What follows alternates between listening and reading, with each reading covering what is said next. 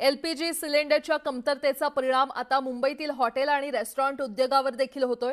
एलपीजीचा पुरवठा लवकरच सामान्य झाला नाही तर शहरातील रेस्टॉरंट्स पुढील 2 दिवसात बंद करावे लागण्याची शक्यता आहे। व्यावसायिक गॅस पुरवठ्यातील खंड आणि डिलिव्हरीमध्ये विलंब यामुळे परिस्थिती आणखी बिकट होत चालली आहे असा दावा हॉटेल आणि रेस्टॉरंट असोसिएशनने केलेला आहे। गॅसचा तुटवडा आणखी वाढतोय असं इंडिया हॉटेल्स अँड रेस्टॉरंट असोसिएशनचे अध्यक्ष विजय शेट्टी म्हटलेत। जर परिस्थिती अशीच राहिली तर मुंबईतील सर्व रेस्टॉरंट्स पुढील 2 दिवसात बंद करावे लागू शकतात।